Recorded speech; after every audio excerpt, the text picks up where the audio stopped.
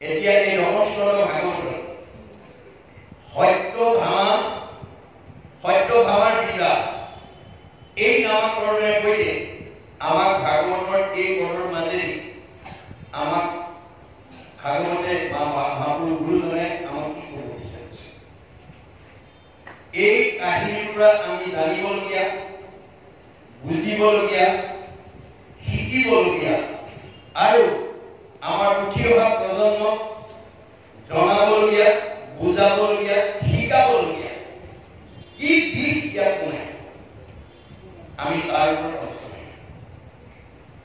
এই আলোচনা যদি আপোনালোকৰ কিবা সংশয় থাকে প্ৰশ্ন কৰি সংশয়টো মানি লওক কাৰণ আমাৰ ভাগৱতে কৈছে কথা শুনিলেহে কৈছে মনৰ সংশয় কৃষ্ণৰ কেৱল ৰতি কেৱল আজি যদি আপোনালোকে মনৰ সংশয়টো যদি মাৰি ল'ব পাৰে কালিলৈ কেনেকৈ ভাগৱত শুনো পৰহিলৈ কেনেকৈ ভাগৱত শুনো আপোনালোকৰ অনুৰাগটো বাঢ়ি গতিকে প্ৰশ্ন কৰোঁতে আপোনালোকে আজিৰ পাঠৰ ওপৰত কৰিব আৰু মই ব্যাখ্যা কৰি থাকোঁতে ঘপকে উঠি মাজলৈ প্ৰশ্ন নকৰিব মোৰ ব্যাখ্যা আমাৰ পিছত অথবা প্ৰশ্নটো লিখিতভাৱে মোৰ ইয়ালৈকে পঠাম অন্য প্ৰশ্ন আজিৰ পাঠৰ ওপৰত নকৰিব ৰসভংগ বিধান অন্য প্ৰশ্ন আপোনালোকে বাইফোন মোৰ লগত বা অনুষ্ঠানৰ পিছত মোৰ লগত যোগাযোগ কৰি সংশয়টো দূৰ কৰিব কাৰণ আপোনাৰ সংশয়টো দূৰ কৰি যদি 10 জনক আপুনি সংশয়মুক্ত কৰিব পাৰে তাৰ পুণ্যৰ ভাগ্য আপুনি পাব গতিকে এতিয়া আপোনালোকলৈ এই আহ্বান জনাই আমাৰ এই সত্য ভাৱাৰ বিবাহ নামৰ এই নৱস্কন্ধৰ কাহিনীটোৱে আমাক কি ক'ব বিচাৰিছে আমি পৰৱৰ্তী আলোচনা কৰিম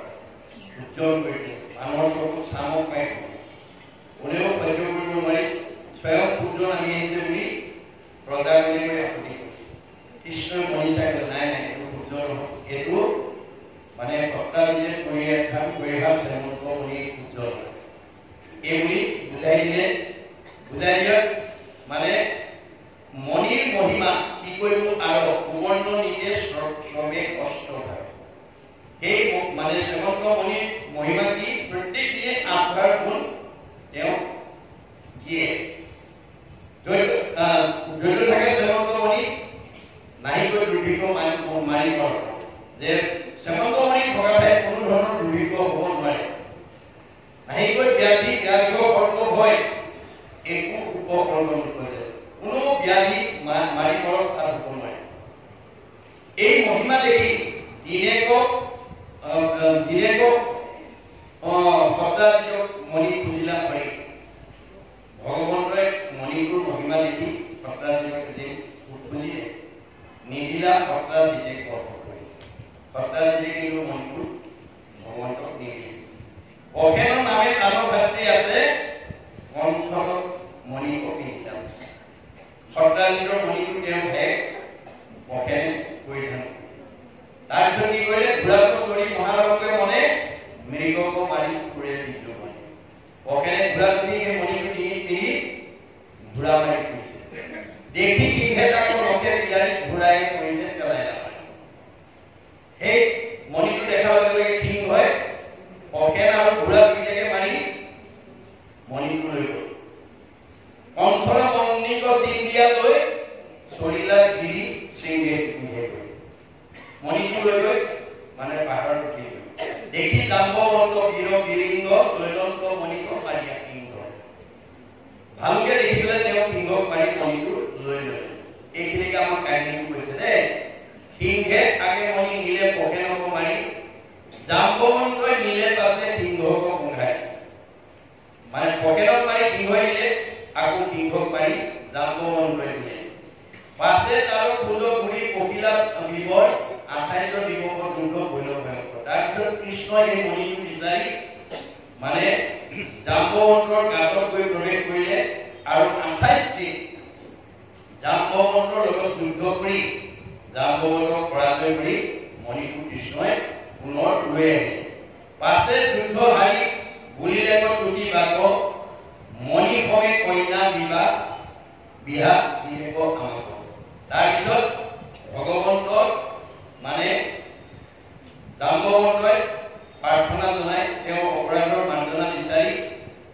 মণিটোৰ লগতে জাম্বৱতী কৃষ্ণলৈ দিয়াই এইটো এটা কাহিনী কৈ আছে দেই কাহিনী আকাৰে মই কথাটো কৈ আছে সৰ্বজনে আমাকো বুলিলা হেন কৰি মণি নিলে নাৰায়ণে পখেনক মাৰি সকলো মানুহে কৈ আছে যে এই মণিটো আচলতে ভগৱানে পখেনক মাৰি লৈ গ'ল বুলি মানুহে এটা বিশ্বাস জনবিশ্বাস এটা হৈছে কাৰণ যিহেতু মানে হেৰিয়াক বিচাৰিছিলে সপ্তাহৰ মণিটো কৃষ্ণই নিদিয়াৰ কাৰণে পখেনক অকলশৰে পাই এই মণিটো আচলতে কৃষ্ণই নিলে বুলি জনসমাজে মানে প্ৰকাশ কৰিছে অয় আপোনাৰ কলংক গুচাই লো আপুনি হেৰা অপৰাধীক আবে নয়ুত মণি সবাকে দেখাই মণি দিল তাৰ হাতে মহালাজে পদু মুখে লৈলা সপ্তাহীতে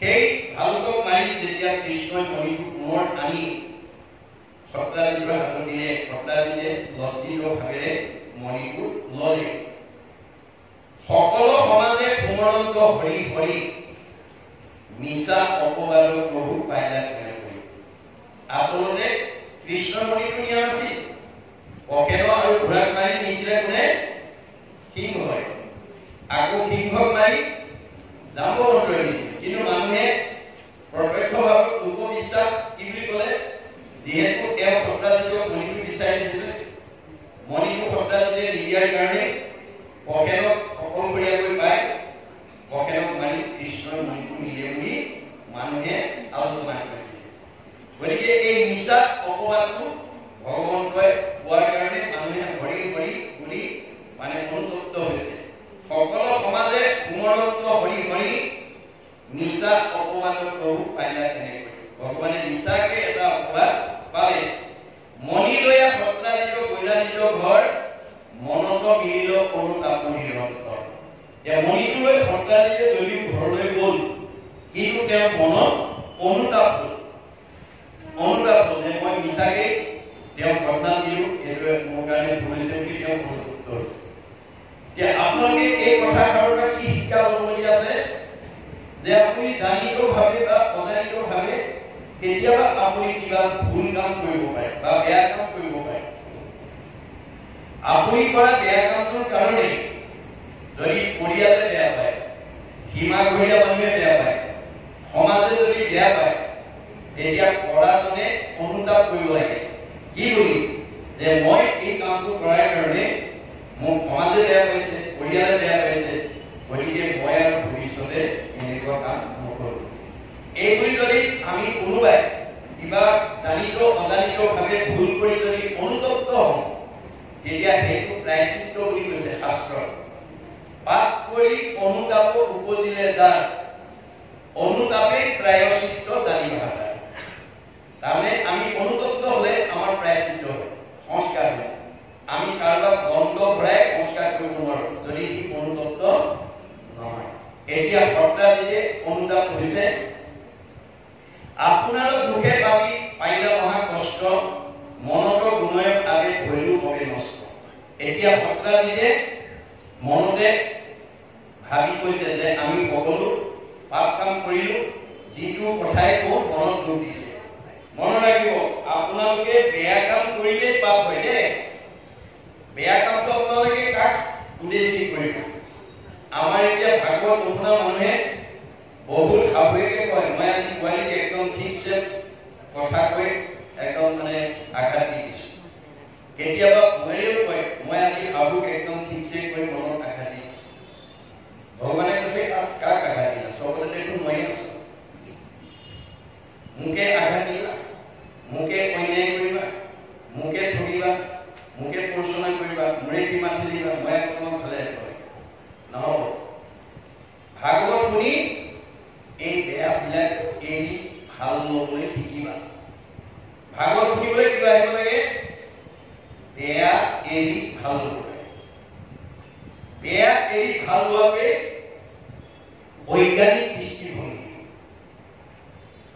গতিকে আমি ভাগৱতে আমাক কোনটো ভাল কোনটো বেয়া এই শিক্ষা দিছে মনত ৰাখিব কিন্তু তাকে কাহিনী উপকাহিনী মাজেদি কৈ আছে এতিয়া ভক্তাজীয়ে বিনা কাৰণতে কৃষ্ণ কলম কৰিলে কৃষ্ণে মণি নিয়ে বুলি নিৰ্জনৰ পাই ঠাইত মাৰি লৈ গ'ল বুলি তেওঁ মানে বৰ্ণনা দিয়ে ইয়াৰ কাৰণে এতিয়া কথাত তেওঁ যেতিয়া প্ৰমাণ হ'ল যে আচলতে কৃষ্ণই মণি তেওঁ নিয়া নাছিল সিংহে মাৰি মণি নিছিল আৰু সিংহক মাৰি জাম্বৱন্ত দিছিল আৰু জাম্বৱন্তৰ পৰা এতিয়া কৃষ্ণই জাম্বৱন্তৰ পৰাজয় কৰি মোক আনি দিছে এই কথাটো তেওঁ বুজি পালে বুজি পোৱাৰ কাৰণে তেওঁ অনুতপ্ত হৈছে আৰু কৃষ্ণক কলংক দিয়াৰ কাৰণে কৃষ্ণই কোনো তাৰ কাৰণে হতাশ হোৱা নাই কিন্তু আমি এই দৰ্শনটো নাজানিলে আমাৰ সমাজত যদি কোনোবাই কাৰোবাক অকণমান কলংক দিয়ে বা সমালোচনা কৰে আমি কিন্তু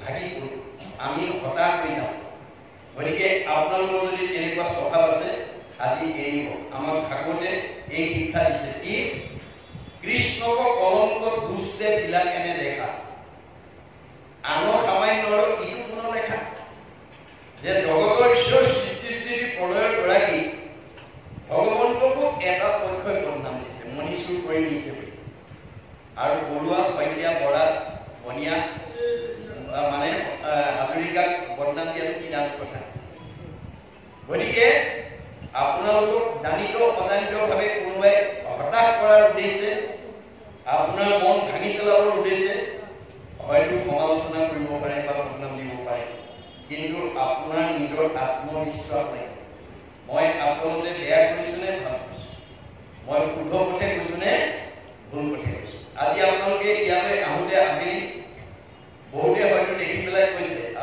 কল্পনা আৰু মানুহবিলে চোৱা একদম কিলোকে ভাগৱত শুনিবৰ কাৰণে একদম কাণত গামোচা লৈ চেলেং লৈ যেনিবা ভুল লৈহে এনেধৰণে আপোনালোকক কোনোবাই উপহাস কৰিব পাৰে বুলিয়ে আপুনি কাৰোবাৰ উপহাস শুনি নাযাওঁ আৰু গ'লেহে নাযাওঁ এই বুলি যাতে হেন জানি মনস্থিৰ কলা নাৰী নৰ নিন্দিলেও ভগৱতী নেৰিবা মাধৱ কোনোবাই বেয়া বুলি ক'লে যদি আপুনি ভক্তি পথৰ পৰা অৰ্থাৎ পোহৰৰ পথৰ পৰা কেতিয়াও বিচলিত নহ'ব এই কথা আমাক ভাগৱতে শিকাইছে ভাগৱতে আমাক নীতি শিক্ষা দি আছে মনত গুণয় আগে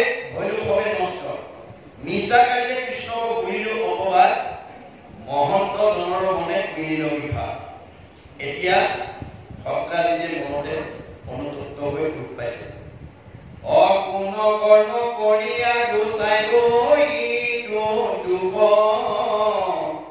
কেনমতে কৃষ্ণ মুদ ভুৱন্ত সন্তোষ। এতিয়া কৃষ্ণ সন্তুষ্ট কৰাৰ কোনো দায়িত্ব এইটো উপলব্ধি কৰিছেনে? আমি প্ৰত্যেকেই সত্ৰাজিতৰ দৰে অনুতপ্ত কৰিব লাগিব, কাৰণ কৃষ্ণ বিনে আমি আনন্দৰ অধিকাৰী হ'ব নোৱাৰো, শান্তিৰ অধিকাৰী হ'ব নোৱাৰো, সুখৰ অধিকাৰী হ'ব নোৱাৰো, ঐক্য প্ৰেমৰ অধিকাৰী হ'ব। কৃষ্ণ এটা শক্তি, আমাৰ দিকে মনত ৰাখিব, সৎ শক্তি। সেই সৎ শক্তিটো আমি ঘৰত ৰাখিব লাগিব। আপুনি কৃষ্ণক বিচাৰিব নালাগে, কৃষ্ণই আপোনাৰ ঘৰ বিচাৰিব। ভাগৱতে এই জ্ঞান দিছে। কৃষ্ণই কাৰ ঘৰ বিচাৰি যাব? যিখন ঘৰত পুৱা গধূলি ধূপ ধূনা জ্বলিব, ঈশ্বৰৰ উপাসনা কৰিব, যেই নাম সেই হৰি জ্ঞানাদিষ্ট কৰি নামৰ অংগ প্ৰচাৰ কৰে। ভগৱন্তই যিখন ঘৰত ঈশ্বৰৰ গুণনাম হ'ব সেইখন ঘৰ বিচাৰি যায়। আৰু কৃষ্ণ যিখন ঘৰত থাকিব, পৰিয়ালটো আনন্দত থাকিব, মিলা প্ৰীতি থাকিব, মৰম স্নেহ থাকিব, একতাৰ মূলেৰে মাতি থাকিব। আজি তাৰিখত তাত সেই পৰিৱেশটো নাই। মানুহৰ জন্মলৈ আমি যদি পুৱা গধূলি ধূপ এটা জ্বলাই যদি ঈশ্বৰৰ উপাসনা ল'ৰা ছোৱালীকেইটাক লগত লৈ কৰিব পৰা নাই, তেতিয়াহ'লে আমাৰ মানৱ জন্ম ভৰাৰ সাৰ্থকতা নাই। গতিকে ভগৱন্তৰ গুণনাম নোলোৱা ঘৰখনলৈ কোন আহিব? ভাগৱতৰ দ্বাদশ স্কন্ধত কৈছে, শ্ৰৱণ কীৰ্তন দ্বৈত কৃষ্ণৰ নকৰে দৈতেকে ৰাক্ষসীগণে বিধি আছে। যিখন ঘৰত পুৱা গধূলি ধূপ ধূনা নজ্বলে, ঈশ্বৰৰ উপাসনা নকৰে, সেইখন ঘৰলৈ অঘাপুৰ, ডকাপুৰ, কলমাপুৰ, পৰিস্ৰাপুৰ, পুতনা, ব্যমাপুৰ, তেনেকুৱাবোৰ চব অসুবিধাক আহি সোমাই যাব। কায়িকভাৱে নহয়, স্বভাৱগতভাৱে। আপোনালোকৰ বিজনী অঞ্চলত বাস কৰা এনেকুৱা বহু মানুহ আছে, কথা কবই নোৱাৰে, টিঙিতকৈ কম দিয়ে, কথা কবই নোৱাৰে, লাঠিডাল উলিয়াই আনে, কথা কবই নোৱাৰে, ঠেহ লাগি 3 দিন মানলৈ চকু পানী উলিয়াই ভাত পানী নাখায়। এনেকুৱা স্বভাৱ যিখন ঘৰৰ পৰিয়ালৰ আছে, সেইখন অসুৰ থকা পৰিয়াল। মনত ৰাখিব। অসুৰটো কি? গুণগত, স্বভাৱগত, আসুৰিক প্ৰবৃত্তিয়ে সেইখন ঘৰত প্ৰভাৱ পেলায়। সেইকাৰণে আপোনালোক মাক বাপেকেহে জানিব, আপুনি জন্ম দিয়া ল'ৰা ছোৱালীকেইটা জন্মগতভাৱে ইনবৰ্ন কাৰ কি বেয়া গুণ আছে। বহুত ল'ৰা ছোৱালী জন্মগতভাৱে কিছুমান দুষ্টালি, কিছুমান অসন্তুলীয়া, কিছুমান অলপ্ৰিয়, কিছুমান মানে পঢ়া শুনাত মনোযোগ নাই, ইত্যাদি ইত্যাদি বেয়া স্বভাৱ বহুত ল'ৰা ছোৱালী জন্মগতভাৱে লৈ আহে। সেই কথাটো ভাগৱতৰ দৰ্শন পঢ়ি মাক বাপেকে চাব লাগিব যে মোৰ ল'ৰাটো কোনকেইটা দিশত বেয়া স্বভাৱ আছে, অৰ্থাৎ আসুৰিক স্বভাৱ আছে।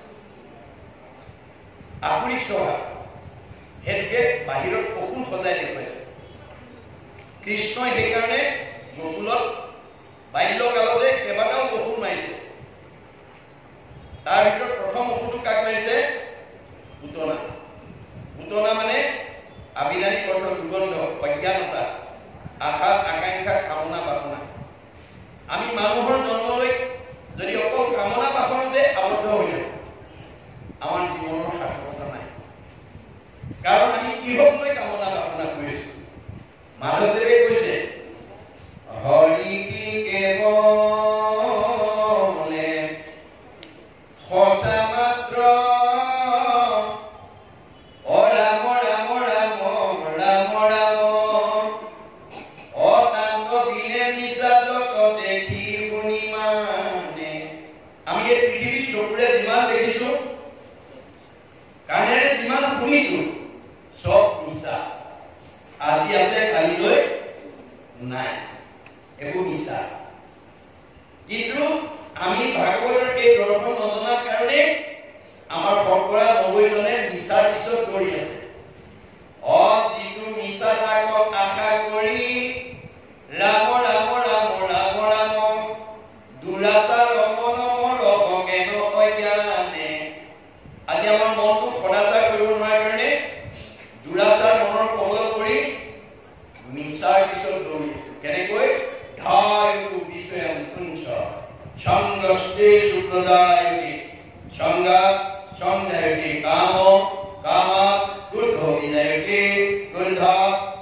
সন্মোহ সন্মোহা স্মৃতি বিভ্ৰম স্মৃতি ভংসা কুড়িনাশন কুড়িনাশা প্ৰণেশ্বৰ। আপোনাৰ মনটো যদি লগত নিবনুৱা ধন সম্পত্তি পুত্ৰ ভাৰ্যা দেহ দেহৰ সুখত যদি গতি কৰে, সেই বাসনাত যদি আগবাঢ়ি যায়, বাসনাত বাধা পৰিলে খং উঠে। খং উঠিলে মোহগ্ৰস্ত হয়, মোহগ্ৰস্ত হলে স্মৃতি নষ্ট হয়, স্মৃতি নষ্ট হলে বুদ্ধি নষ্ট হয়, আৰু বুদ্ধি নষ্ট হলে প্ৰকৃত পথ বাচিব নোৱাৰি 84 নৰকত যাব। অৰ্থাৎ আপুনি বিভিন্ন দুখ যান্ত্ৰণাৰ সন্মুখীন। সেইকাৰণে গুৰুজনে ভাগৱতৰ মাজেদি কৈছে, যত দিব ঘৰ বাৰী কষ্ট অলংকাৰ সবেও নুপুৰে মন একলুভীয়া। আপোনাৰ মনটো যদি লগত নিবনুৱা ধন সম্পত্তি মোহত পৰি যায়, যে আপোনাক একো বস্তুৰে জোৰা নহয়, তেওঁ অসন্তুষ্ট হৈ। অসন্তুষ্ট প্ৰাণীৰ প্ৰথমতে মনৰ দুখ। তলুইকৰ লক্ষ্মী পাইলে নাহি তাৰ লঘু। যাৰ মনটো অসন্তুষ্টীয়া, তাক তলুইকৰ সম্পত্তিয়েও শান্তি দিব নোৱাৰে। এতিয়া উপায় কি হ'ব? আমাৰ উপায় ভাগৱতে কৈছে, যেহি পাৱে তাতে মহা তুষ্ট হৈ মন, তেৱেহি বিক্ৰৰ তেজ বাঢ়ে অনুক্ষণ। আপুনি পূৰ্ব পিনৰ ধৰক বিষ্ণু অঞ্চলত ভগৱানে য'ত ৰাখিছে, যি কৰ্ম কৰিবলৈ দিছে, কৰ্ম কৰি যিটো ফল পাইছে, ভক্তিৰ দ্বাৰা তাতে আত্মসন্তুষ্টি হৈ সুখে দুখে মুখে দুনো চালে। সুখ দুখ সকলো সময়তে যি ঈশ্বৰৰ নাম ল'ব পাৰিব, তাৰ তেজ মানে ভক্তি, তেজ মানে প্ৰভাৱ, তেজ মানে প্ৰতিভা, তেজ মানে চেহেৰা, তেজ মানে পৰমায়ু বাঢ়ি যাব। মনত ৰাখিব কথা, পৰমায়ু বাঢ়ি যাব। গতিকে এই তথ্যটো নজনাৰ কাৰণে আজি আমাৰ সমাজত বহুত কোৱালিফাইড মানুহ, বহুত উচ্চ পদস্থ বিষয়ত চাকৰি কৰা মানুহে ভাগৱতৰ এই দৰ্শনটো নজনাৰ কাৰণে ভগৱানে তেওঁ ইমান উচ্চ পদস্থ চাকৰি মকৰল কৰা স্বত্বেও তেওঁ তাতে আত্মসন্তুষ্টি নহয়, ভগৱানে দিয়াতকৈ নিজাববীয়াকৈ অন্যায় আচৰণ কৰি হলেও সুখী আৰু মানে ধনী হবলৈ বিচাৰি ৰঙা ঘৰৰ অতিথি হ'ব। আজি আমাৰ সমাজত বহুত উচ্চ পদস্থ বিষয়ত চাকৰি কৰা মানুহে এই ভাগৱতৰ দৰ্শন নজনাৰ কাৰণে ৰঙা ঘৰৰ অতিথি হ'ব। বহুতে চাকৰি পৰা নিলম্বন হ'ব লগা হৈছে। মই আজি এই আসনৰ পৰা এই অঞ্চলৰ সকলো শিক্ষিত উচ্চ পদস্থ বিষয়ত চাকৰি কৰা সকলক মই আহ্বান জনাম যে আপোনালোকে যি পদতে নাথাকক, ভগৱানক এই কোনো স্থায়ী হ'ব নোৱাৰে। গতিকে ভাগৱত শুনি আমি যাতে এই স্বভাৱৰ পৰা নিজক মুক্ত কৰিব পাৰোঁ। আমাৰ দাৰ্শনিক পণ্ডিতে কৈছে, we must concentrate as much as we get from God. ভগৱানে আমাক কি দিছে, আমি তাতে আত্মসন্তুষ্টি হ'বলৈ শিকিব লাগিব। এই কথা নজনাৰ কাৰণে আজি বহুত কোৱালিফাইড মানুহ, বহুত উচ্চ পদস্থ বিষয়ত চাকৰি কৰা মানুহ বিপদগ্ৰস্ত হ'ব। গতিকে আমি যদি ভাগৱতৰ মাজেদি যদি নিজক আগবঢ়াই নিব পাৰোঁ, আমি তেনেকুৱা দুৰ্ভাগ্যৰ সন্মুখীন হ'ব নালাগে। সেইকাৰণে ভাগৱত শুনিবলৈ লাগে।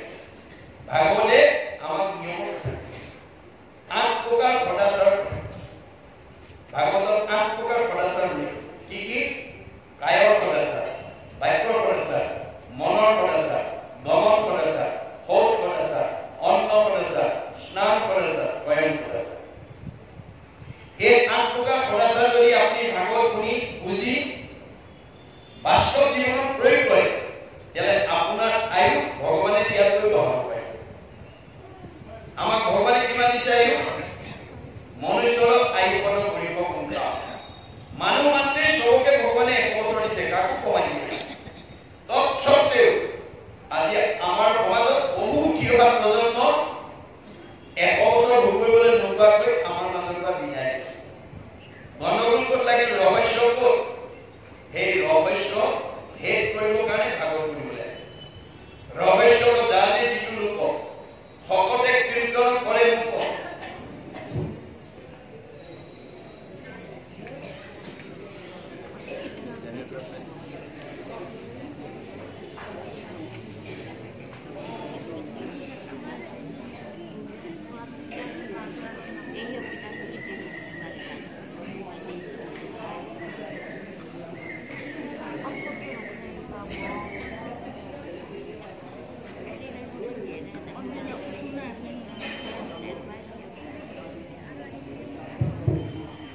হৰি গৃহব্ৰত কৰি যত্ন বিপৰীত আমি বহুত যত্ন কৰি ভাগৱত শুনিব লাগিব এতিয়া আমি এই ৰহস্যবিলাক ভেদ কৰিব পাৰিম অন্যথা আমি পুঁথিগত ডিগ্ৰী পাৰ্থিৱ সম্পদে আমাক বিপদমুক্ত কৰি ৰাখিব নোৱাৰে শৰীৰটো সুস্থ কৰি ৰাখিব নোৱাৰে মনটো আনন্দ ৰাখিব দহখন গাড়ী থাকিব পাৰে 10টা টকা ঘৰ থাকিব পাৰে বহুত মাটি সম্পত্তি থাকিব পাৰে বহুত শিক্ষা বিদ্যা থাকিব পাৰে কিন্তু আপোনাৰ মনটো সুখী নহ'ব পাৰে আপোনাৰ পৰিয়ালটোৰ মাজত মিলা প্ৰীতি নাথাকিব পাৰে আপোনাৰ শৰীৰটো সুস্থ হৈ নাথাকিব গতিকে এইবিলাকে আমাক প্ৰকৃত মানুহ হিচাপে গঢ়ি তুলিব নোৱাৰে যেতিয়ালৈকে আমি ভাগৱতৰ নিয়মবিলাক উপলব্ধি ভাগৱতৰ নিয়ম মানি লৈছে সেইকাৰণে শংকৰ মাধৱৰ দিনত হিমালয়ৰ আটা পুৰুষে শংকৰ মাধৱৰ পৰাই ভাগৱত ব্যাখ্যা কৰিছিল কিন্তু তেওঁলোকৰ এটা চাৰিত্ৰিক বৈশিষ্ট্য আছিল গুৰুত্বই শিষ্য জ্ঞান খুচৰি খুচৰি লৈ জ্ঞান নজনা কথাবিলাক মহাপুৰুষ দুজনৰ পৰা শিকি ল'লে শিকাওঁতা মাধৱদেৱ 107 বছৰ জীয়াই থাকিল শিকাওঁতা শংকৰদেৱ 120 বছৰ জীয়াই থাকিল তেওঁলোকৰ পৰা শিক্ষা লোৱা বৰদলা আটাই 130 বছৰ ৰামদাস আটাই 140 বছৰ মথুৰা দাস আটাই 151 বছৰলৈ আহি গ'ল ভগৱানে দিয়া বয়স 100 বছৰ আছে এই উপৰঞ্চি বয়সবিলাক তাৰ পৰা আহি পালে যিবিলাকে অনাচাৰ বেবিচাৰ ভ্ৰষ্টাচাৰ কৰিব তাৰ পৰা ভগৱানে আয়ু কাটি নিয়ম মনাবিলাকক যোগ দিব আপোনালোকৰ বিজনী অঞ্চলত আটাইতকৈ বেছি বয়স পোৱা মতা মানুহ কোন আছে আৰু আটাইতকৈ বেছি বয়স পোৱা মাইকী মানুহ কোন আছে আপোনালোকে অকণমান চালে সূক্ষ্ম দৃষ্টিৰে চালে এই তথ্যটো পাব বিজনী অঞ্চলত যিজন মতা মানুহ নীতি ভদাচাৰ ঈশ্বৰ প্ৰতি ভক্তি আছে তেওঁ আনতকৈ আয়ু বঢ়াব যিগৰাকী মাইকী মানুহ নীতি ভদাচাৰ থাকিব ঈশ্বৰ ভক্তি দিব তেওঁৰ আয়ু বাঢ়িব আৰু যি তাৰ বিপৰীত হ'ব তাৰ আয়ু কমিব গতিকে 1 নম্বৰ ভদাচাৰটো হৈছে এই দেহৰ ভদাচাৰ দেহটো আমি দান ৰক্ষণত পবিত্ৰ কৰ্মত আমি লগাব লাগিব বাক্যৰ ভদাচাৰ আজি আমাৰ কথা ক'ব নজনাৰ কাৰণে বিজনী অঞ্চলত বাস কৰা বহুত গৃহস্থী কাৰোবাৰ স্বামী স্ত্ৰীৰ মাজত মনোমালিন্য কাৰোবাৰ শাহু বোৱাৰীৰ মাজত মনোমালিন্য কাৰোবাৰ ককাই ভাইৰ মাজত মনোমালিন্য কাৰোবাৰ সীমা ঘৰীয়াৰ মাজত মনোমালিন্য ইত্যাদি ইত্যাদি ঘৰখনত লাগে আমাকতো মিলা প্ৰীতিৰে থাকিবৰ কাৰণে শ্ৰেষ্ঠ জীৱন দিছে মানুহ কিন্তু মানুহৰ জন্ম পাই আপুনি নিজৰ ঘৰখনতে স্বামী স্ত্ৰীৰ মাজত মনোমালিন্য শাহু বোৱাৰীৰ মাজত মনোমালিন্য ককাই ভাইৰ মাজত মনোমালিন্য সীমা ঘৰীয়াৰ মাজত মনোমালিন্য ঘৰখনত লাগে দণ্ডটো হ'ল কথা ক'ব নজনা পৰিয়াল সমাজত কোনো মানুহে মিলা প্ৰীতিৰে থাকিব নোৱাৰে সেইকাৰণে আমাৰ ভাগৱতে কথা ক'বলৈ সদাচাৰ শিকাই দিছে আমাৰ কথাবিলাক আমি কেনেকৈ ক'ব লাগিব সত্য প্ৰিয় হিত মনত ৰাখিবলৈ সদায় সঁচা কথা ক'বলৈ যত্ন কৰিব সঁচা কথা কোৱা মানুহে কালৈ ভয় নকৰে মূৰ তুলি কথা কয় সাহসেৰে কয় মিছা কথা কোৱা মানুহে তললৈ মূৰ কৰি থাকে ধৰা পৰাৰ ভয় কৰে আপোনালোকৰ পৰিয়ালত সঁচা কথা কোৱাজনলৈ মিছা কথা কোৱাজনে সমী কৰে সমাজত সঁচা কথা কোৱাজনলৈ মিছা কথা কোৱা সকলে সমী কৰে মনত ৰাখিব গতিকে সঁচা কথা কেনেকৈ ক'ব লাগিব প্ৰিয় মানুহে শুনি ভাল পোৱাকৈ ক'ব লাগিব অহংকাৰে নহয় আৰু হিত আপুনি কোৱা কথাটোৱে আনৰ উপকাৰ কৰিব লাগিব What is God? শব্দ ব্ৰহ্ম ই অবিনাশী আপুনি যি উদ্দেশ্যে শব্দটো ক'ব তাৰ প্ৰতিক্ৰিয়া হ'বই ই কেতিয়াও বিনাশ নহয় আপুনি কোৱা শব্দটোৱে আপুনি কোৱা বাক্যটোৱে যাতে কাৰো মনত আঘাত আনিব নালাগিব কাৰো মনত আঘাত আনিব চবৰে হৃদয়তে মই আছো বুলি ভগৱান আপুনি আচলতে কল্পনা মাধৱী যাদৱ মানুহক আঘাত দিয়া নাই তেওঁক চৈতন্য কৰি ৰখা আত্মাটোক আঘাত দিছে আত্মা ঈশ্বৰ আমাৰ এই জ্ঞানটো নথকা মানুহে শাহুৱেকে বোৱাৰীকক আঘাত পোৱাকৈ কয় বহুত বোৱাৰীয়ে শাহুৱেকক আঘাত পোৱাকৈ কয় বহুত ভাত যায় স্বামীক আঘাত পোৱাকৈ কয় বহুত স্বামীয়ে ভাইকক আঘাত কৰি কয় ইত্যাদি ইত্যাদি। গণ্ডগোল লাগিলে ভাগৱতৰ দৰ্শন নাযায়। কাৰণ আমি নামধাৰী মানুহজনী বা মানুহগৰাকীক আঘাত দিয়া নাই, আমি আত্মাক দিছোঁ। আত্মা ঈশ্বৰ, ঈশ্বৰক আঘাত দি আন কোনো বাচি নাই। গতিকে আমাৰ শব্দই হিত উপকাৰ কৰে। উপকাৰ কৰিলে ফল উপকাৰ শূন্য, তেতিয়া আপোনাৰ শূন্য হ'ব। আৰু আঘাত দিলে পাপ হ'ব, পাপ কিৰণ আপুনি কাৰোবাৰ অন্তৰত দুখ দিলে আপোনাৰ পাপ হ'ব, পাপ হ'লে আপোনাৰ ঘৰলৈ দুখ কৰি আহিব আইন। আপুনি মানে আনন্দ বিচাৰিব নালাগে। আমাৰ ভাগৱতে কৈছে আনন্দহে আপোনাৰ ঘৰ বিচাৰি ফুৰিব। আপুনি দুখ বিচাৰিব নালাগে, দুখে আপোনাৰ ঘৰ বিচাৰি ফুৰিব। কেনেকৈ কবিয়ে কৈছে, মা তুমি ৰাতিপুৱা শুই পৰা গধূলা পোৱালৈকে তোমাৰ ঘৰলৈ অহা আলহী অতিথি ভকত বৈষ্ণৱ বন্ধু বান্ধৱক লগ পালে মোৰ নিৰ্মল কথা জানিলে কবা, নাজানিলে কাণ পাতি শুনিবা। মূৰ শুনি মল কথা অহন্ত সুনন্দ।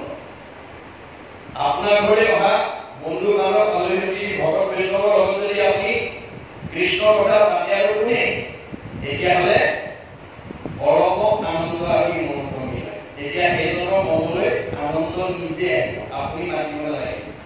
কৃষ্ণৰ কথা কোৱা আৰু শুনা মানুহজনৰ ঘৰলৈ আনন্দ আহিব। আৰু আপুনি যদি ৰাতিপুৱা শুই পৰা গধূলা পোৱালৈকে আপোনাৰ ঘৰলৈ অহা আলহী অতিথি ভকত বৈষ্ণৱ বন্ধু বান্ধৱক লগ পালে, আপুনি যদি পৰ চৰ্চা, পৰ নিন্দা, পৰ সমালোচনা কয়, যে আপুনি কোৱা আলোচনাটোৱে যে আনৰ অন্তৰত আঘাত দিয়ে, আলোচনা কৰা পিছতো কি হ'ব? ভগৱানে কৈছে, বেদে কৈছে পাপ আয়ো পৰপীড়।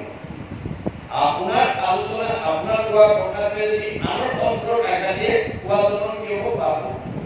পাপ হোৱাৰ লগে লগে আপোনাৰ জীৱনলৈ দুখ বিপত্তি নামি আহিব আৰু আয়ু কাটি দিব দেই। এনেকুৱা স্বভাৱ যদি আছে, আজি ইয়াতে এৰিব।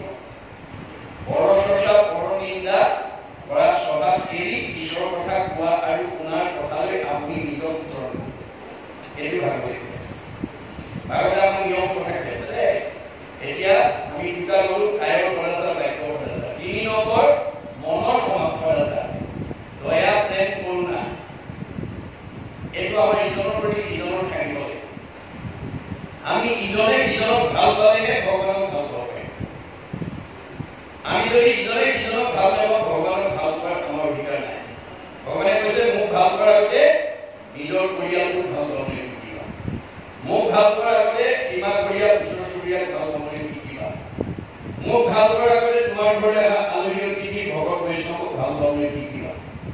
মোক ভাল কৰাৰ আগতে দেখাজনক ভাল পাবলৈ শিকিবা। দেখাজনকে যি ভাল নাপায়, নেদেখাজনক ভাল পোৱাৰ তাৰ অধিকাৰ নাই। ভকতক পাই যাৰ নাহিকে হৰি, সাক্ষাতে মোক পাইলে সেইটো পাপি কৰিবে কঠি। গতিকে আমি ইজনে সিজনক ভাল পাবলৈ হ'লে আজিৰ দৰে পৰিৱেশ আমি গঢ়ি তুলিব লাগিব। ঘৰখন, সমাজখন, নামঘৰ, সত্ৰ আমি এই পৰিৱেশ আনিব লাগিব। ঈশ্বৰৰ কথা শুনাৰ পৰিৱেশটোৱে হৈছে ধৰ্ম। ঈশ্বৰৰ কথা যি মানুহে শুনে, কয়, গায়, সেইটো ধৰ্ম। আৰু ধৰ্মই কি কৰিব? আমাক ইজনে সিজনক ভাল পাবলৈ শিকাব। ইজনে সিজনক ভাল পালে ভগৱানক ভাল পাব পাৰে। সৰ্বপল্লী ৰাধাকৃষ্ণনে কৈছে, religion binds man to man and man to God. ধৰ্মই আমাক কি কৰে? ইজন মানুহে ইজন মানুহক ভাল পাবলৈ শিকায়। ইজনে সিজনক ভাল পালে ভগৱানক ভাল পাব পাৰে। আৰু ধৰ্মই কি হ'ব? আপোনাৰ বিষ্ণু নগৰ এলেকাত বাস কৰি থকা সমাজখনক একতাৰ দৰে মানি ৰাখিব। এই পৰিৱেশলৈ যদি আপোনালোকে আহি থাকে, আপোনালোকৰ মাজত ঐক্য, সম্প্ৰীতি গঢ়ি, সমন্বয় গঢ়ি। সৰ্বপল্লী ৰাধাকৃষ্ণনে কৈছে, religion is that which binds society together. ধৰ্ম বস্তুটো সেইটোৱেই যি সমাজখনক একতাৰ দৰে মানি ৰাখে। But which divides society, breaks it up into parts, and makes people fight one another, is অধৰ্ম। Bishnu নগৰী ডাক্তৰ আছে, ইঞ্জিনিয়াৰ আছে, অফিচাৰ আছে, প্ৰবক্তা আছে, অভিযুক্ত আছে, বহুত বহুত উচ্চ পদস্থ বিষয়ত চাকৰি কৰা মানুহ আছে ইজনক দেখিলে ইজনে যদি মুখখন ইফালে ঘূৰাই দিয়ে ইজনৰ প্ৰতি যদি ইজনৰ সদ্ভাৱ নাই সেইখন অধৰ্মী সমাজ আপুনি বাহিৰৰ পৰা দেখিছে এঘৰ মানুহ ধনে ধানে টকাই পইচাই কালি কটৰে পকা ঘৰে দুৱাৰে শিক্ষাই বিদ্যাই চাকৰিয়ে ব্যৱসায় নদন নদন কিন্তু ভিতৰলৈ সোমাই গৈ দেখিলে স্বামী স্ত্ৰীৰ মাজত নহয় শাহু বোৱাৰীৰ মাজত মাতটো নাই দেউৰীকে নগৈকো নামত নগৈকে দেউৰীকো নামত ককাই ভাইৰ প্ৰতি ইজনৰ প্ৰতি সিজনৰ সদ্ভাৱ নাই তেতিয়া সেইখন ঘৰ অধৰ্মী হৈ যাব এই প্ৰতিকূলকো আমি অনুকূল পৰিৱেশলৈ আনিব পাৰিম বুলি ভাগৱতে কৈছে কেনেকৈ এই নদীখন প্ৰবাহ কৃষ্ণ নাম কীৰ্তন নদী নাই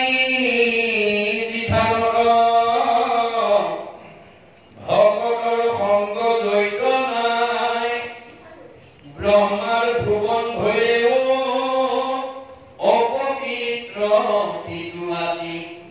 দুইগণে থাকিবে কথাই গতিকে য'ত কৃষ্ণ নামৰ নদী নাই য'ত ভগৱতৰ সংগ নাই সেইখন ব্ৰহ্মাৰ ভুৱনলৈ তাত ভগৱানৰ বিপদা নাই গতিকে আমাৰ ভাগৱতে কি কৈছে আমি গৃহস্থী মানুহ হিচাপে চাৰিমুখী জীৱৰ ভিতৰত সৰ্বশ্ৰেষ্ঠ প্ৰাণীধাৰী মানুহ হিচাপে আমাৰ প্ৰত্যেকখন ঘৰত পাৰিলেতো সদায় নোৱাৰিলে সপ্তাহত নোৱাৰিলে পষেকত নোৱাৰিলে মাহেকত নোৱাৰিলে 3 মাহত নোৱাৰিলে 6 মাহত নোৱাৰিলে বছৰেকত এবাৰ হ'লেও শক্তি অনুসৰি কাৰোবাৰ অৱস্থা ভাল 1 জন মাতিছে কাৰোবাৰ অৱস্থা বেয়া 10 জন এতিয়া কাৰো ঘৰলৈ বৈকুণ্ঠপতি কৃষ্ণ আহি তোমালোকৰ পৰিয়ালটো আয়ুষ্মান হ'ব ল'ৰা-ছোৱালী এটা পঢ়া শুনা ভালৰ ঘৰখন মংগল বুলি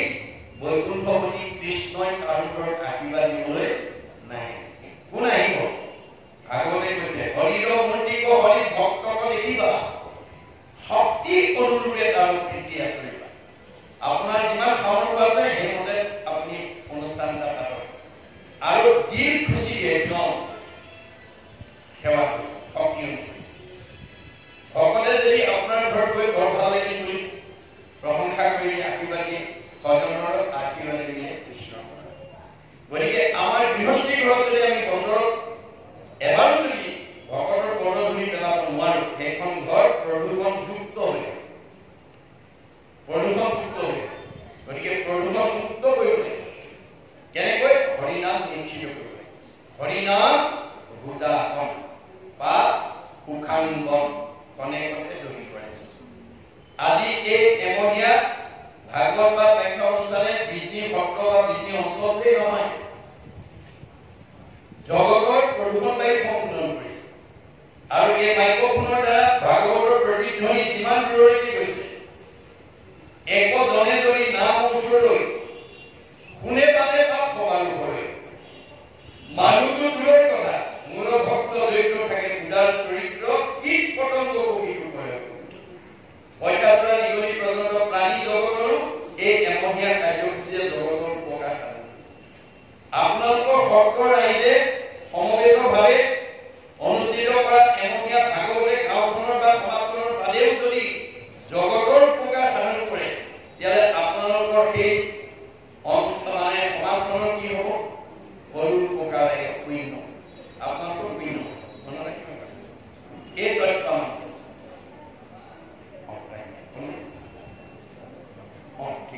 গতিকে এই কথাখিনি আমি আজি ভাগৱতৰ পৰা বুটলি দিব ভাগৱত পঢ়িলে শুনিলেই নহ'ব ভাগৱতত কোৱা প্ৰতিটো কথা আপুনি বাস্তৱ কাৰ্য কৰি কৰিব লাগিব মাক সচেতন মাক বাপেকেহে জানে স্কুললৈ পঠিওৱা ল'ৰা-ছোৱালীকেইটা কোন বিষয়ত দুৰ্বলতা আছে অংকত দুৰ্বলতা নে ইংৰাজী দুৰ্বলতা নে সমাজ অধ্যয়নৰ দুৰ্বলতা নে বিজ্ঞানৰ দুৰ্বলতা নে ছবিত দুৰ্বলতা মাক বাপেকেহে জানে কিন্তু আমাৰ ভাগৱতে কৈছে তুমি স্কুললৈ পঠিওৱা ল'ৰা-ছোৱালীকেইটাৰ কোনোবা বিষয়ত দুৰ্বলতা আছে বুলি জানি সীমাবদ্ধ কৰিলে নহ'ব তাক সবলতালৈ নিয়াৰ ব্যৱস্থাটো ভাগৱতৰ আদৰ্শৰে বাস্তৱত ৰূপায়ণ কৰিছে যে আপোনাৰ ঘৰলৈ অহা সন্ত মহন্ত ভক্ত বৈষ্ণৱ আলহী অতিথিক ওচৰত আপুনি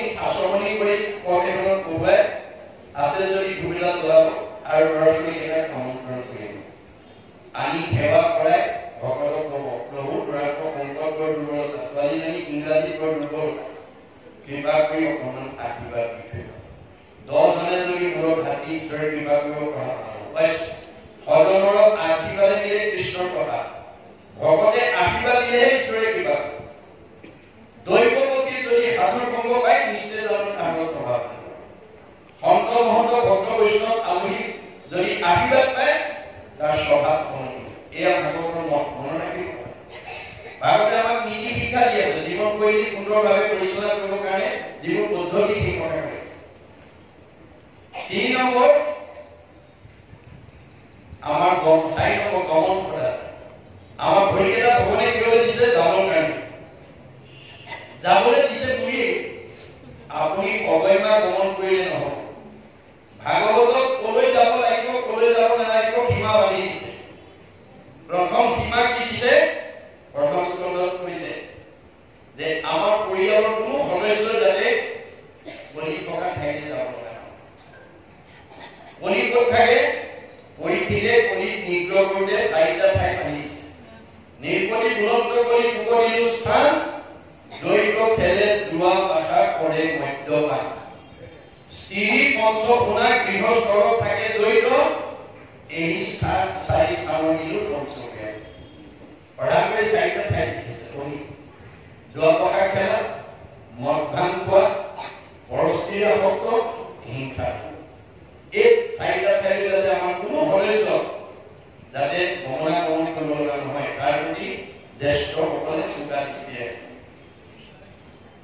আনটা নিবন্ধ দিছে কি অন্য দেৱী দেৱ নকৰিবাকে এটাকে গৃহু নপকিবাটা দুটাকে মূৰ্তিকো নাচাবা 3টাকে ৰখাটো নাচাবা 4টাকে এই 4টা মানি যদি আপুনি বাৰীত খেতি কৰে চাৰিফালে যদি বেৰা দি থোৱা থাকে কোনো গৰু ছাগলী সোমাই আপোনাৰ শস্য অনিষ্ট কৰিব নোৱাৰে ঠিক আমাৰ এই জীৱটোক যদি ভাগৱতে বান্ধি দিয়া 4টা বেৰত ৰাখিব পাৰো আমাৰ ভক্তি ব্যৱস্থা নহয় এইটো ভাগৱতৰ মতটো সংঘ অনাসংঘ বামুণীয়া কীৰ্তনীয়া পত্ৰ সমাজ অসমৰ মানুহ ভাৰতৰ মানুহ কাৰণে নহয় শংকৰদেৱ যদিও অসমত আবিৰ্ভাৱ হৈছিলে যে অসমৰ মানুহৰ কাৰণে বা ভাৰতৰ মানুহৰ কাৰণে কোনো জাতি জনগোষ্ঠীৰ মংগলৰ কাৰণে তেওঁ ভাগৱত ৰচনা কৰা নাই তেওঁ ভাগৱতৰ দ্বাৰা গোটেই বিশ্বৰ জীৱশ্ৰেষ্ঠ মানৱক আহ্বান জনাইছে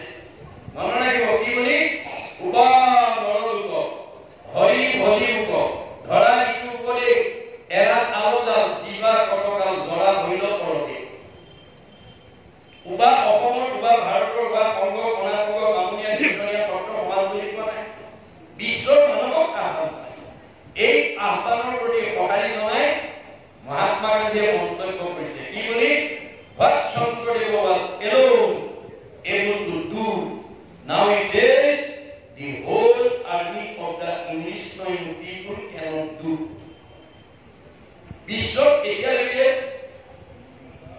মহাপুৰুষ শংকৰদেৱে বিশ্ববাসীৰ কাৰণে যিমান অমূল্য অৱদান দি থৈ গৈছে পৃথিৱীত কোনো গুৰুৱে দিব পৰা নাই আৰু এইজন গুৰু অসম মাতৃৰ বুকুত আবিৰ্ভাৱ হোৱাৰ কাৰণে সমস্ত অসমবাসী মহামানৱ মহাত্মা গান্ধীয়ে ভূয়সী প্ৰশংসা কৰি গৈছে কি বুলি Assamese Indic fortunate for Shankardev has 5 centuries back given to Assamese people an idea which is also my idea of Namaste.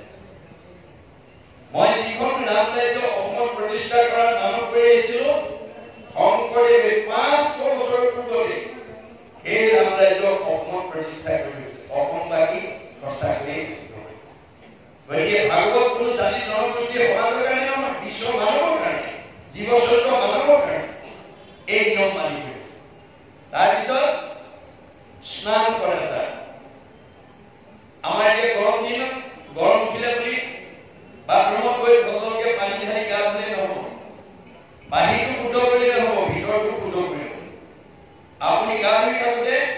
ভগৱানৰ নাম গাই থাকিব লাগিব। জয় গুৰু শংকৰ ভগৱানা গুৰু দাসেৰি নাহি উপাম তুহাৰি চৰণেৰ শতকোটি ভাই গুৰু প্ৰণাম দৰবিত সুন্দৰ গৌৰ বলে বৰ দুইজন গুৰু প্ৰকাশ সকলো সভাপতি ৰঞ্জন দাসেৰি দৰ্শনে পাপ বিনাশ যিমান প্ৰায় গায়ক ঘোষা কীৰ্তন বৰগীত ইত্যাদি বিহান গাই তাৰ ভিতৰত বাহিৰ ভিতৰত আৰু সকলো পবিত্ৰতাৰ ভিতৰত আমাৰ অনুভৱিতাত কৈছে সৰ্বেশাম এব শোষণাম অৰ্থ শোষণ পৰম শ্ৰীমিত। সকলো পবিত্ৰতাৰ ভিতৰত অৰ্থ পবিত্ৰতাটো সৰ্বশ্ৰেষ্ঠ। গতিকে আপোনালোকক অৰ্থৰ মায়ে যাতে মূল পথৰ পৰা যাতে বিচলিত কৰিব নোৱাৰে প্ৰায় মানে সাৱধান। কাৰণ আমাৰ স্বাভাৱিকতে বহু সমাজত সভাপতি সম্পাদক পাতি অনুষ্ঠান পাতে মানুহে দান বৰঙণি দিয়ে অনুষ্ঠান ভালকে উদযাপন হয় কিন্তু ৰাহি বা মানে হানি পইচা হিচাপটো নিদিয়ে বহুত সভাপতি সম্পাদক। গতিকে ফলত কি হয় তেওঁলোকৰ প্ৰতি মানুহৰ আস্থাটো হেৰাই যায় আৰু তেওঁলোকে দ্বিতীয়বাৰ আৰু তেনেকুৱা দায়িত্ব লৈ অনুষ্ঠান আগবঢ়ায়। কিন্তু আমাৰ গুৰুজনাৰ দৰ্শন বেদৰ দৰ্শন যে আমি কোনোবা এখন সমাজৰ এটা অনুষ্ঠানত যদি সেৱা কৰিবলৈ পাওঁ service to man is service to God. সমাজ সেৱাই ঈশ্বৰ সেৱা।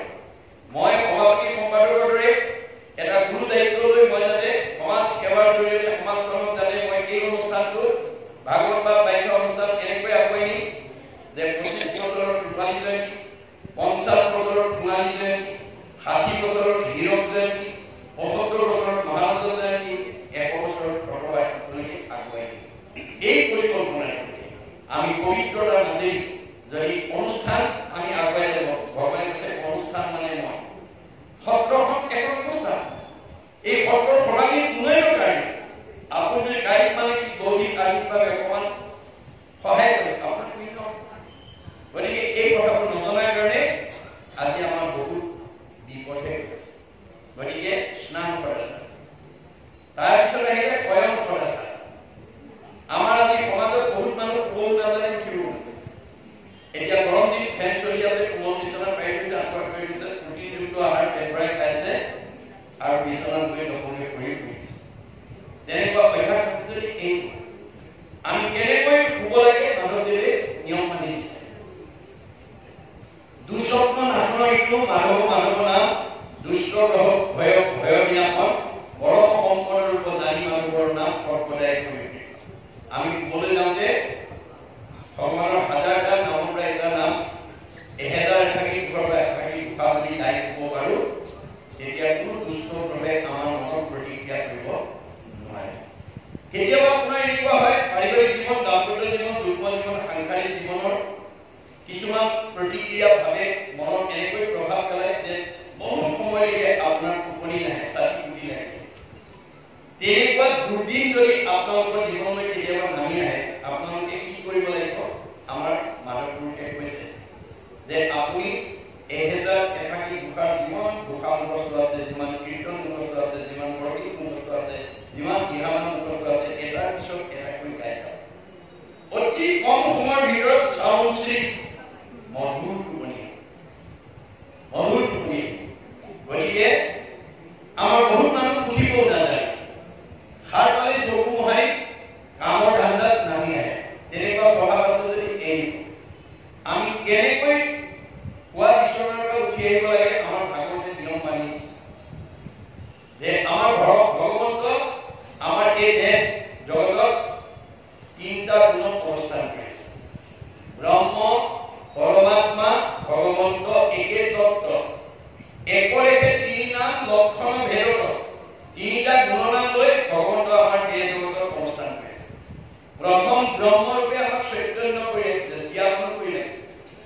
আপুনি দুৰ্ঘূল টোপনি গলেও আপুনি জীয়াই থাকে। এজন টোপনি যোৱা মানুহে ক'ব পাৰে নেকি মই জীয়াই আছো নে মৰিলো? নোৱাৰে। তথাপিতো আপোনাক জীয়াই থাকে কোনে? ব্ৰহ্ম। সাৰ পোৱাৰ লগে লগে চকুৰে দেখে কাণেৰে শুনে মুখেৰে খাই হাতেৰে কৰে ভৰিৰে যায় আপোনাৰ ইন্দ্ৰিয়বিলাক চৈতন্য কৰি ৰাখিছে কোনে? পৰমাত্মাই।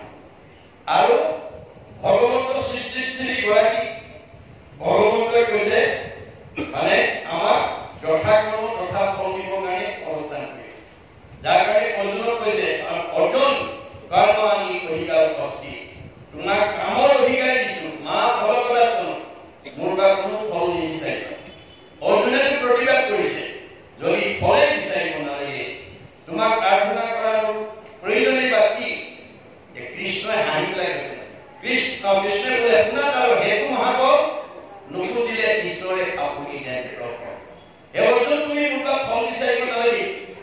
নুখোজাকে দিয়া বোলে প্ৰমাণ যেন আমি শিশুছোৱা ভক্ষ্য নুখোজয় তথাপিও স্নেহে থাকি মাতৃস্তমনে এটা কেঁচুৱাই গাখীৰ নিবিচাৰিলে বুলি মাকে বিচনাত পেলাই যিটো কামত আবদ্ধ হৈ নাথাকে কৰ্মৰ মাজৰ পৰাই পুত্ৰ স্নেহত আপ্লুত হৈ এগৰাকী মাতৃয়ে নিজৰ সন্তানক যেনেকৈ স্তনদান দিয়ে ময়ো তোমাৰ যথাকৰ্ম তথাফল দিলে তুমি মাত্ৰ কৰ্ম নিৰ্বাচন কৰিবলৈ শিকিবা বোলে কৰ্ম কি বেদে যাব বিধি আছে থাকে বোলে বেদ বিহিত কৰ্ম বোলে বেদে কি দিছে ঈশ্বৰৰ অৰ্থে যিটো কৰে তাকে বোলে কৰ্ম আজি এইটো আপোনালোকে এমহীয়া কাৰ্যসূচীটো ঈশ্বৰৰ অৰ্থে কৰিছে এমাহ দিন আপোনালোকে আহি বৈকুণ্ঠৰ কল্পটো বেদ বেদান্ত শাস্ত্ৰ ভাগৱত শুনি জন্ম জন্মান্তৰ কাৰণে পুণ্য অৰ্জন কৰি জীয়াই থাকোঁতে শান্তি মৰিৰে প্ৰগতি পোৱাৰ পথ আপোনালোকক দিছে পৰিচালনা সমিতি বা ভক্তৰ পৰিচালনা সমিতি বা অভিজ্ঞতা কৰে গতিকে এইটো বেদৰ বিহিত কৰ্ম